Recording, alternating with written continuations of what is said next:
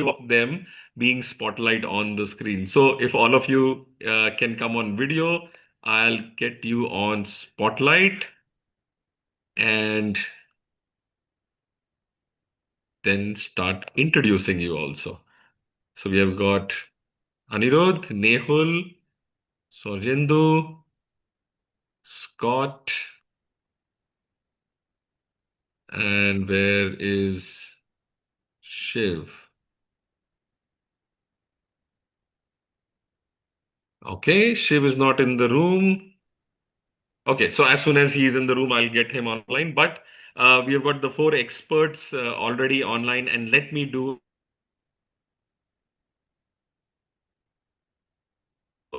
a quick introduction of all the them in the room. So, okay, laptop continues to trouble me, uh, but here we go.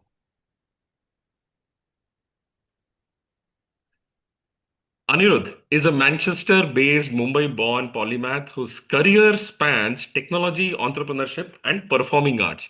Co-founder of Tech India Advocates, and he champions India Tech on the global stage and serves on the board of Opera North and Rifco Theatre Company. He also advises the Diversity Economics Institute, an AI-powered think tank, a recognized voice in the UK-India corridor. He advises CEOs for thought leadership and works at the intersection of tech, creativity, culture, and humanity to spark meaningful cross sector change. Thank you, Annie, for joining us today. We also have Nehul, who is an award winning GTM strategist with over 27 years of experience helping technology companies build, scale, and execute growth across global markets. His approach goes beyond strategy, focusing on translating GTM into execution across sales, marketing, and partnerships to deliver sustainable business outcomes. As a founder of a globally recognized consulting firm, Enabler One, he has enabled organizations to strengthen their marketing positioning, accelerate revenue realization, and build high performing ecosystems. Then we have got Scott Finkelstein. He's the seasoned founder, GTM strategist, and AI systems architect with a proven track record of generating over 6 billion in revenue across SaaS, private equity, and venture-backed companies. Based in Austin, he is the founder and CEO of Sales Scalers, an AI-powered coaching platform designed to scale personalized sales growth. With leadership experience spanning startups to Fortune 500s, Scott has successfully built go-to-market systems, led revenue transformations, and guided companies through funding and exits. He is also the founder of MyWorkout.ai and an active startup advisor and board member. Then we have got Sourjyendu. Sourjyendu is an Indian entrepreneur and investor best known as the co-founder of DealShare, a social e-commerce unicorn from India. After stepping down from DealShare in early 2024, he has launched Sports for Life, SFL, a tech-enabled platform focused on professionalizing youth sports coaching in India. And is now working on that mission to take sports to each and every corner of India in a meaningful, structured, and very scientific manner. Okay, so gentlemen, that whole panel is here. I'll just again check if okay, Shiv is not joined. So we have got all four of you who will be fielding the questions from our founders. I have a couple of questions with me that I will ask and we can get the show running. Okay, so a very quick question first. What is the fastest GTM path to reach product market fit for a zero fee, cardless fintech product starting from zero brand trust? This question comes from Digambar. He is not in the meeting right now, else I would have asked him to ask the question. But who would like to take that question? Sure, I can take it. Sure. Yeah, the fastest go-to-market path for product market fit. It's a good question. It's not really growth. It's trust compression. And when you have no brand trust, your go-to-market cannot start with scale. And I think that's where companies go wrong right away is it has to start with borrowed credibility, as I like to say. So I'd focus on one paying use case, one narrow buyer user segment, uh, one trusted channel, one proof loop. Do not market zero free cardless fintech broadly. That sounds too risky to buyers, in my opinion. Instead, define the exact moment where the user says, I need this because my current way is slow, expensive, or painful. When you look at it, the first go to market motion, excuse me, should be we're not asking the market to trust us. We're entering through people and institutions the market already trusts. Yeah. If I may add to what Scott said, Hemant, uh, there are two words in that sentence which I found a little worrying and confusing perspective, right? First is zero fee. Why? So how are you conveying that out? Right? Because one of the biggest things most people want to understand is how you plan to make money on this offering. So when you're talking product market fit, you're trying to get product market fit. It's not a full-fledged GTM per se at the moment. It's first to ensure whether what you've thought or what you're planning to build, does it fit with what the market requires? So if you're a fintech, then typically are you going to banks, financial service institutions? As Scott mentioned, don't go spray and pray. Find a couple of players that you should tie up with, get that alignment clear cut, and get that validation on the idea and the offering. But be very clear, if it's not zero fee, how do you plan to make money? Because if there is no money being made, nobody wants to, especially in a fintech offering, nobody wants to align with it, right? Because if nobody's making money, then how does it make sense? So I would say these are the two key points that would make sense. Yeah. I mean, can I Sure. add something to Annie? this? Yeah. Uh, I'm not from fintech, but more from the founders, how they position themselves. See, I heard about what it does. So many a times, what happens, founders coming from the solutions, they focus everything on what is offering, not what problem it is solving. Is it needed? That's the market fit. So you can talk about yourself till cows come home, but is it really required and relevant? That's one thing that's often missed. Even your fast 30-second elevator pitch that people talk about, you focus directly on what you do, not why you are doing it. So I think that would also be necessary. So it's actual market fit. Perfect. Yeah. Sourjyendu, your experience working on both sides, corporate as well as startup. You'll have to unmute. I think the answers to this question have been well said by them. So instead of repeating some of those points, maybe we can move to the next one, and I can take that Can, up. so Absolutely. then can I add one more point in this, right, folks? Because it's fintech. We do have a dedicated banking and fintech practice within Enabler One. So I'm coming in from that perspective. Cardless zero fee. So what is, as Ani mentioned, what is the problem that you're trying to resolve, right? When you say product market fit, so again, why did you make it, right? In terms of the why makes it very much critical. And in fact, today, with the amount of fintechs that are flooding the market across different geographies, India, Southeast Asia, globally, it's very critical, very essential to identify what made you build that product.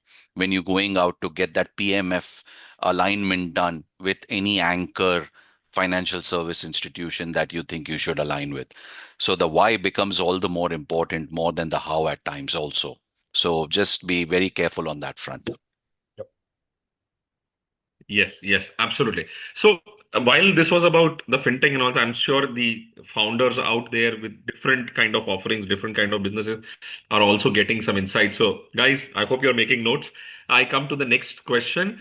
And while this is a generic question, and it would be good to have responses from all four of you, what are the biggest GTM mistakes founders are making when launching in offline markets and how to avoid them?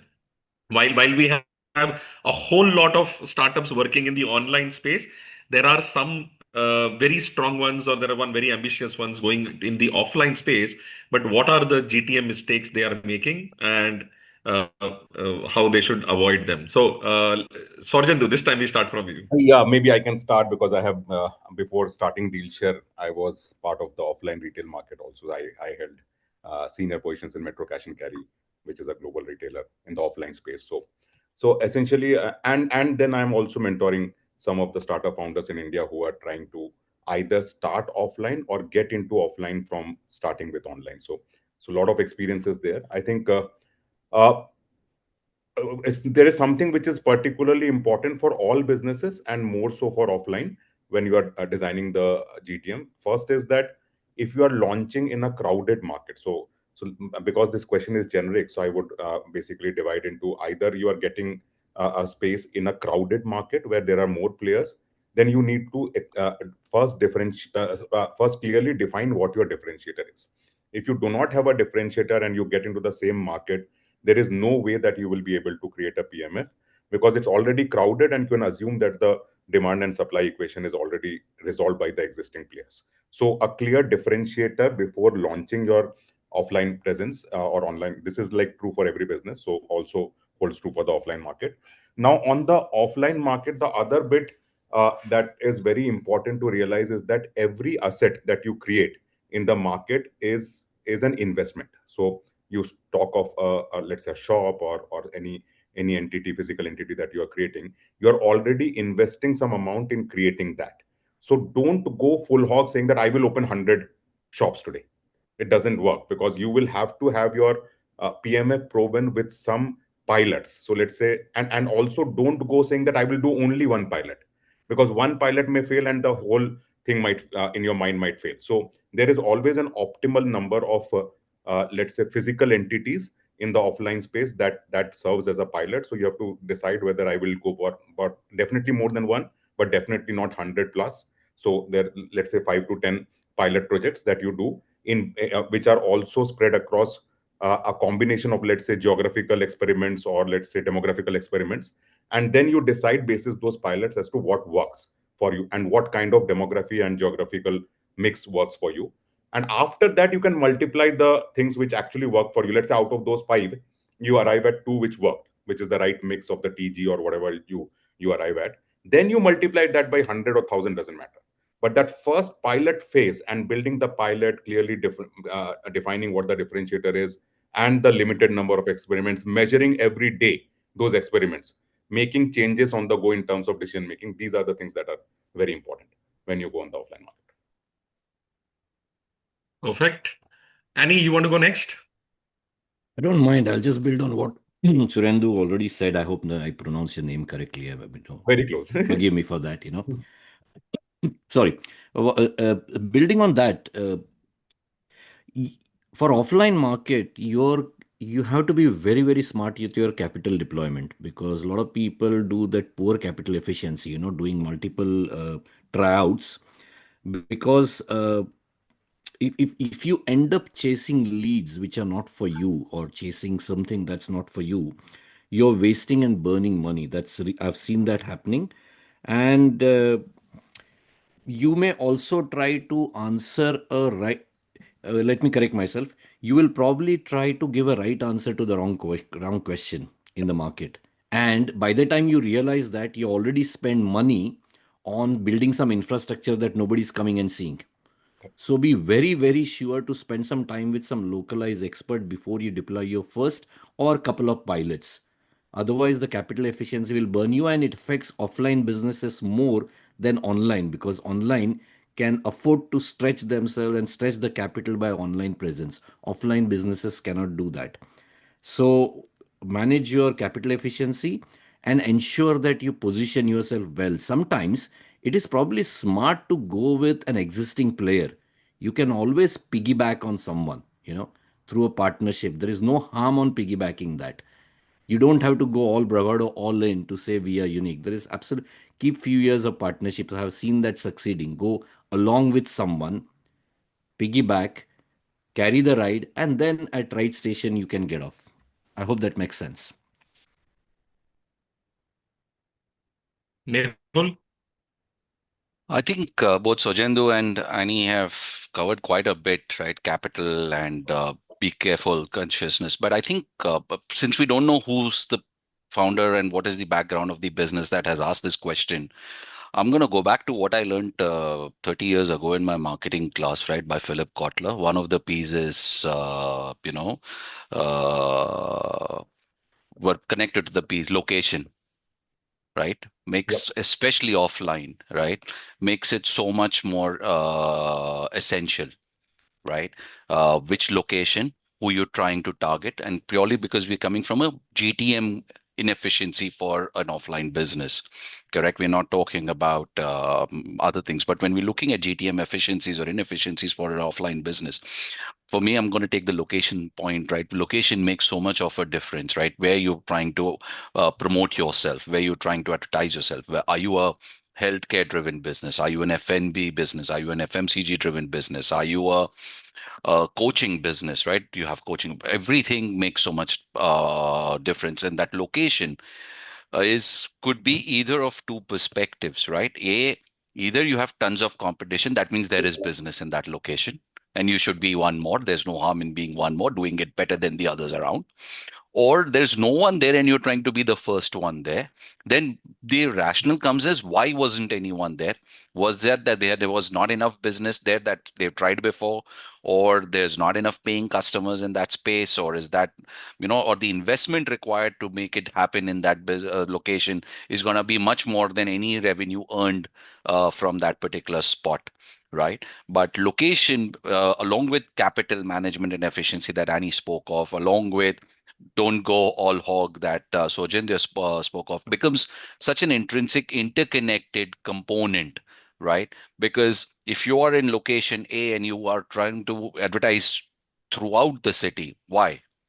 Is that you have foot traffic or vehicle traffic going by, and that's why you need to advertise across the city? Or you need to just focus on that locality, that region, that spot more than anything else? I mean, there are so many do's and don'ts that come into play, but without knowing the background of the business who's asked this question, I think we're all speaking in generic perspectives. So yeah, location would be my point, that be very careful around on. Yeah, all good Scott. stuff. I'll piggyback on one thing Ani said specifically, and this is for all founders, not just for offline markets. You've got to build trust, and I love what Ani said about piggybacking off of other people who've built trust. Remember, you're bringing something new to the market, so the better question isn't the better question is, why do who do they trust enough to change behavior? Unless you're creating a brand new product that's never been out there, you're asking someone to change behavior. And in offline markets specifically move through relationships, local proof, education, physical presence, and again, trust transfer. So who can you piggyback on? Who are local champions, referral loops, simple education, visual proof? And if you can pick one or two in that to really lock down your field motion you're going through, you're gonna start gaining traction that way, in my opinion. I think a couple, Hemant, before we conclude this, I think a couple of more points which came to my mind. One is, in offline, the experience of your offline center is becoming more and more important. So the experience that you're giving to your consumer when she or he is walking in. So, and it is increasingly becoming important as we are moving ahead on time. So new businesses need to fix the experience part uh, early on before replicating it into multiple ones. I think that is very important. And the other part is, offline businesses are actually built to cater to the population in the proximity of that center. So if your PMF is not coming within a particular radius which you have chosen, and you are suddenly spreading outside of that radius, then anyways you are cannibalizing a potential market that you will be building later. So your business case then suffers. So you have to keep focusing within that catchment or that radius that you have chosen for that unit. So these are the two other important points that came to my mind, I think, which founders should consider before starting. Fantastic. Fantastic. Thank you. Thank you, all four of you. I think while the question was generic, it was applicable to most of the people around you, because what we have seen also in the past few years, that even businesses which were predominantly online and started online have begun exploring the offline world, whether it is the big online retailers, or even somebody like Lenskart, who had a great run online and then went on a spree to open their own stores across. And there will be so many businesses which start offline and they probably intend to stay offline for a very long time as a core business model. So I think that's a very useful one. We have Nilesh Kumar. Nilesh, can you come on video and unmute yourself so that you can ask your question? Nilesh? Hello. Yes, you can ask your question. Yeah. Can you? Yeah. Am I audible enough? Yeah. Yes, yes. We can Yeah. hear you, but we Okay. can see you. That's right. Yeah. Okay. Oh wait. I'll start the video also. You get a important should be there. Yeah. Anyway, Perfect timing. I'll skip the video part. Yeah. So what No I'm problem. saying. Yeah, so I'm with a startup called Pragya.ai, which is recognized by Microsoft as 25 early movers globally. Just a 4 5 years old startup by ex Amazon Alexa dev team met. Um, and one question, because we have short time, I'll straight come to the point. We got 15 clients, including Esther, Prime, Mahindra Auto, Kia Motors in India. Despite of that, maybe we've, and this is what the question is all about, that we are lacking that kind of a startup funding, except the founders, invested from the pocket. And as a result, like a typical startup which is doing okay to survive, but not growing enough for 4 5 years, just getting 10 15 clients is not big for AI. Uh, Despite their paid clients and all. So my question is how and when I compared a similar startup which was even less than us, like 2 year startup in SFO somewhere in Silicon Valley, similar to us, they are like our competitor. They got 40 million in funding. So that was like, woo. If they can get 40 Uh, million, why not at least I Nilesh, try at least 4 million? Nilesh, You know? Nilesh, we do Yeah. get the context, but it would be great if you could come to the question you would like to ask So the the question is, GTM experts. what is the right Are good. approach to secure that kind of funding or investors, which will practically, help us grow exponentially instead of just too much organically, let's say.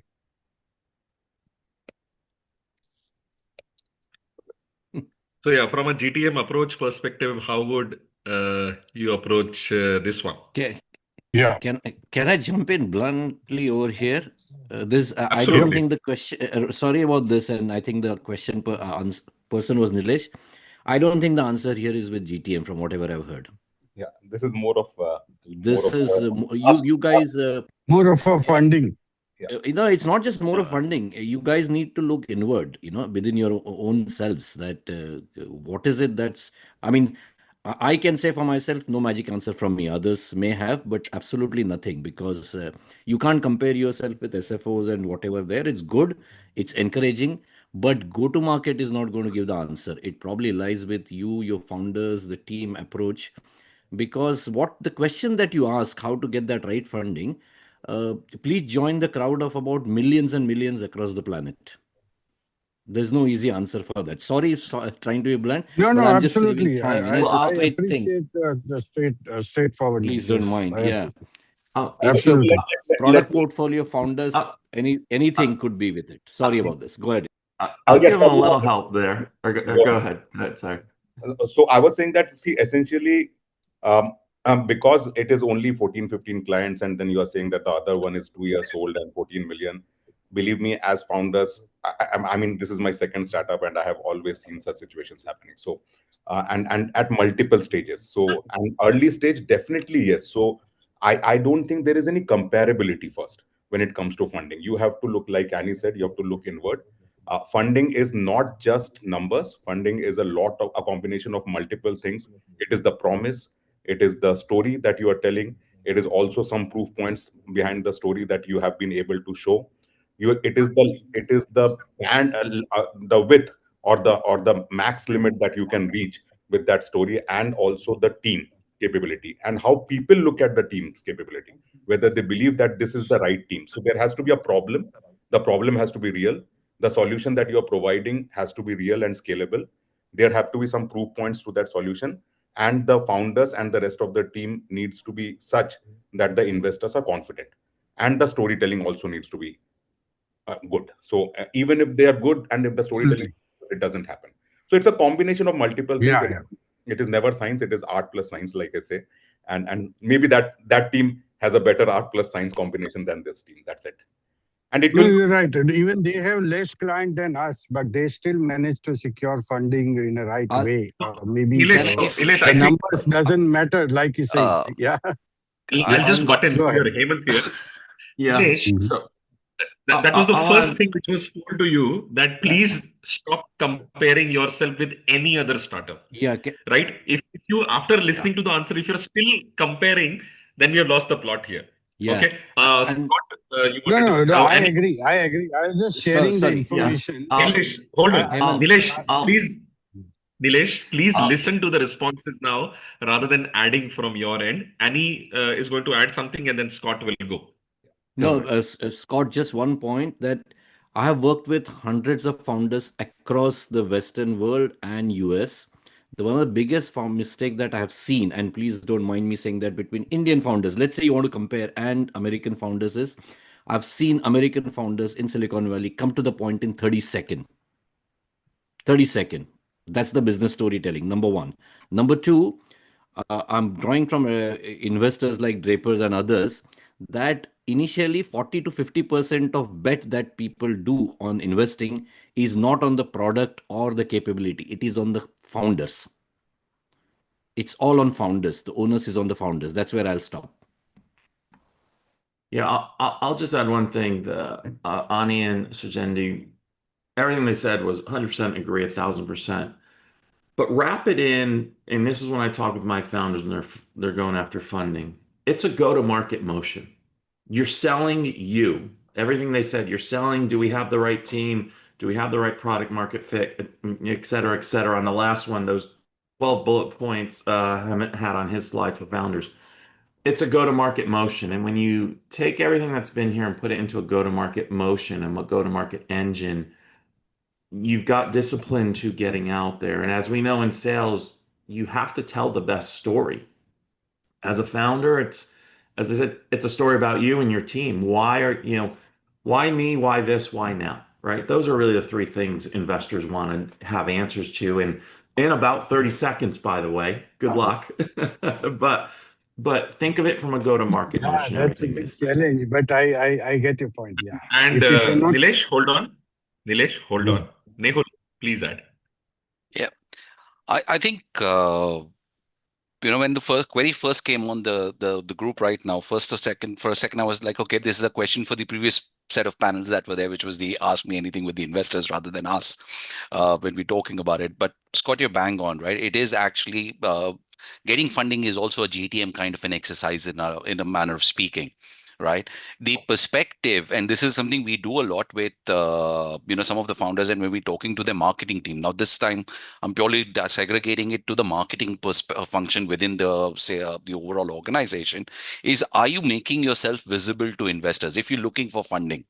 Are you making yourself? Is your marketing team having a KPI to make yourself visible to the right set of investors wherever you're looking for funding? Or are you still only asking, get me leads for my business to the marketing team? That's number one. Number two, if you comparative, again, we're not comparing perspective out here, but are you going out and pitching? How many pitches, right? How many failures have you had before this kind of comparative analysis comes into play, that we're not getting funded kind of a scenario, right? So again, both Annie, I think Sourjyendu and Scott has bluntly, and I think that's made the right sense. It's the founder's responsibility to ensure to be where they are supposed to be, to pitch it in the right way, to ensure that they are doing their job for the rest of the organization. Because if with 15 paying accounts, that's a great validation of your offering. That's by default, which not most startups can claim, that I have 15 paying accounts of an enterprise nature, which means being fundable or investable is not because the offering is bad. That means something is going wrong somewhere else, and which is what needs to be looked at with a clear magnifying lens internally. That do you have the right, does your founder have the KPI that I need to get funded within the next 3 to 6 months? I mean, it should be his KPI. It should be part of that, that if you're not going to get funding, then you'll remain bootstrap, and then you operate in a certain way. Pressure should be on him, not on the rest of the organization, for that perspective. So yeah, that's my 2 bits on this. That last point, Mehul, is so relevant. I mean, this new startup that I've started is very. I mean, it's just 1.5 years old, and here I have put my max portion of my KRA on fundraising. There are 50 people already in the team. They are doing their own work, but my main KRA is fundraising, because who else will sell the company? The founder has to go and sell. Founder has to. There's no other way. I mean, you can't expect someone else to go out and sell it for you, right? And but you're not wrong, sir. I've not seen KPI, funding KPI on the founders. Okay, I'm going to correct myself. I've seen two sides of it. One, a set of founders are only at every investment table, every pitch forum, every event, pitching. My question to them is, when are you actually doing your business then, right? I mean, is this a spray and pray kind of scenario? And then there are those who says, no, I've done great business, I should get funding automatically. Won't happen either ways. Correct. Both are too much, right? Because if the investors see you on every event, every play, pitching, even after 6 months, 8 months, 10 months, 12 months constantly, that means they know that somewhere there is wrong with you. That's why you're not getting funded across all this time frame. Otherwise, you get your initial set of funds and you stop, right? You're using that fund to do the business that you're supposed to do with that fund that you've acquired. Then you go for your next round. You start that journey again at that point in time. But that time you have a better help. You've already got the funding. You have your first set of investors who will take you into the next one also at times, right? But if you haven't done that and you're only being seen in investor tables or pitch forums everywhere, then you're definitely, after 12 months, you're not going to be investing. Nobody's going to be investing, because there's a question mark against your name, kind of thing, right? So that's Perfect. Nehul, I would just like to add one more, dimension to it. You are so spot on. Since the entire forum encouraged to be blunt and spot on, I would also accept that what I have observed with these founders, that they have made their money, they are or at that age that aaya to theek hai, if we get it's great, otherwise it's okay, we'll survive. Somehow we are surviving with these 15 clients. So either they got the offer, but they found it too expensive, like somebody asking too much equity. And the second is, until we get that kind of an angel investor who is actually fitting into our criteria, we don't care about funding. So just let it go the way it is. So that's the third dimension, apart from what Thank you you. said. It's it's Thank not a you, problem Nilesh. for. Thank you. It's good, but not a problem for here, I think. Yeah. Okay.